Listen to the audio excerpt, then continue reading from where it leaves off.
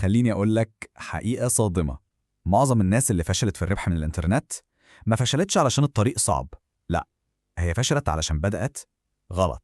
علشان كده في الشرح ده هنتكلم عن أكبر 5 غلطات ممكن تضيع أول دولار كنت هتعمله أونلاين، ومجرد إنك تعرفهم وتتجنبهم صدقني ده لوحده هيحطك في مكانة متقدمة جدا عن أغلبية الناس اللي بتحاول. متقدم قد ايه يعني؟ تخيل كده، بمجرد انك تتجنب الغلطات دي انت سابق 80% من المنافسين. ايوه الرقم صح، يعني من كل 10 بيحاولوا في 8 بيقعوا في الغلطات دي، وانت هتكون سابقهم كلهم. دي مش مجرد نسبة، دي ميزة هتخليك في حتة تانية خالص. طيب ايه هي بقى الغلطات دي؟ رحلتنا النهارده هتبدأ بحقيقة الفشل دي، وبعدين هنغوص في 5 غلطات أساسية. أول حاجة استعجال النتائج، وبعدها فقدان التركيز، وبعدين التقليد من غير فهم، وتقديم الأداء على المهارة، وهنختم بأخطر وأهم غلطة فيهم كلهم، الاستسلام بدري.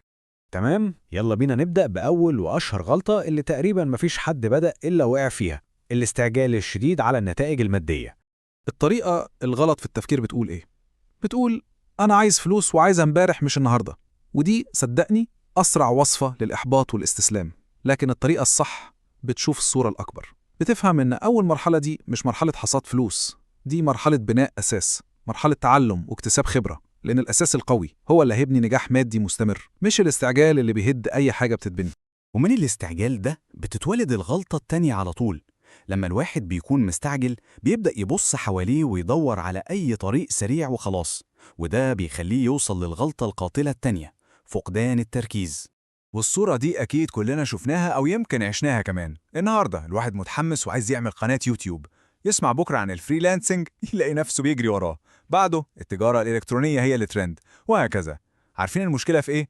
إن التنطيط ده بيستنزف كل طاقتك ومجهودك، بتكون زي اللي بيبني 5 بيوت في نفس الوقت، بس كل اللي بتعمله إنك بتحفر الأساسات، وفي الآخر مفيش ولا بيت بيخلص. وهنا بقى مربط الفرس. النجاح بيتطلب إنك تختار طريق واحد بس، فكرة واحدة، وتبني عليها بكل طاقتك وتركيزك. النجاح ده عامل بالظبط زي ما تكون بتبني برج، لازم تحط كل طوبة فوق اللي قبلها في نفس المكان عشان البرج يعلى ويطول. طيب والواحد دلوقتي اختار طريق واحد وركز فيه، حلو قوي، بس هنا بيظهر فخ جديد، فخ خطير قوي، وهو إننا نبدأ نبص على الناس الناجحة في نفس المجال ونعمل إيه؟ نقلدهم تقليد أعمى. المشكلة إننا بنشوف واحد ناجح ونقول خلاص أنا هعمل بالظبط اللي هو بيعمله وهنجح زيه، بس ده أكبر وهم ممكن نقع فيه. ليه؟ لأننا بنقلد اللي ظاهر على الوش بس، إحنا مش شايفين سنين الخبرة اللي عنده، ولا الظروف اللي بدأ فيها، ولا التوقيت الصح اللي استغله. التقليد بالشكل ده عامل زي ما تكون بتحاول تلبس جزمة مش مقاسك، عمرها ما هتمشي. طيب والحل إيه؟ الحل إنك بدل ما تقلد اللي هو بيعمله تسأل نفسك ليه هو بيعمل كده؟ إيه المبدأ اللي ورا نجاحه؟ لما تفهم الأساس، تفهم الجذور بتاعة الشجرة، وقتها بس هتقدر تزرع شجرتك الخاصة اللي هتكبر وتناسب أرضك وظروفك أنت. ولما بنتكلم عن فهم المبادئ ده بيودينا على طول للغلطة الرابعة، ودي بقى لخبطة أجيال، وهي إننا بنجري ورا الأداة وبننسى المهارة نفسها. أكتر سؤال بيجي في بال أي حد بيبدأ هو: أستخدم أنهي برنامج؟ أحسن موقع إيه؟ وللأسف السؤال ده نفسه غلط. السؤال ده بيركز على العربية اللي هتوصلك قبل ما تكون عارف أصلاً أنت رايح فين أو بتعرف تسوق ولا لأ. والإجابة هنا بسيطة وواضحة ومباشرة: المهارة أولاً. دايماً وأبداً المهارة تيجي الأول. البرامج بتتغير والمواقع بتتقفل وبيتفتح غيرها، لكن المهارة اللي بتبنيها دي بتاعتك، بتفضل معاك ومحدش يقدر ياخدها منك.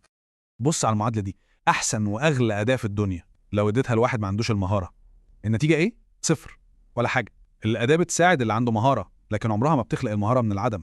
ونوصل دلوقتي للغلطة الأخيرة، الغلطة القاتلة المدمرة، اللي لو كل اللي فات صح والغلطة دي حصلت يبقى كل حاجة اتهدت، وهي الاستسلام بدري. السيناريو ده بيحصل كل يوم.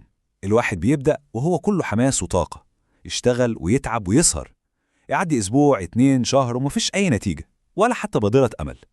هنا بقى الواحد بيبدأ يشك في نفسه، الموضوع مش جايب همه، أنا بضيع وقتي، وفي الآخر استسلام. بس في سر لازم الكل يعرفه: المرحلة الصعبة دي، مرحلة الشغل من غير نتيجة، دي مش معناها إنك ماشي غلط، بالعكس، دي علامة إنك على الطريق الصح. دي بالظبط المرحلة اللي بتفصل بين اللي نجح واللي فشل. كل شخص ناجح شايفينه النهاردة صدقوني عدى بنفس النفق المظلم ده، الفرق الوحيد إنه كمل. يبقى الخلاصة في 5 وصايا بسيطة: 1. ما تستعجلش النتائج. 2. ركز في طريق واحد. 3 افهم وما تتنقلش وخلاص. 4 ابن المهارة الأول. و5 ودي الأهم من كل اللي فات، كمل وما تبصيش وراك. طيب جميل، عرفنا كل الغلطات اللي لازم نبعد عنها، بس لسه في سؤال مهم جدا بيطرح نفسه. أنا إزاي أبدأ أصلا من الصفر، خصوصا لو معيش أي فلوس؟ السؤال ده هو اللي هنتكلم عنه بالتفصيل في الشرح اللي جاي. كده خلصنا فيديو النهاردة. لو عجبكم اعملوا لايك، ولو مش مشتركين في القناة اعملوا سبسكرايب علشان يوصل لكم فيديوهاتنا اللي جاية، ولو في أي استفسار عندكم اكتبوه في التعليقات وهجاوبكم عليه. بتمنى لكم الاستفادة دايما واشوفكم على خير في الفيديوهات القادمة.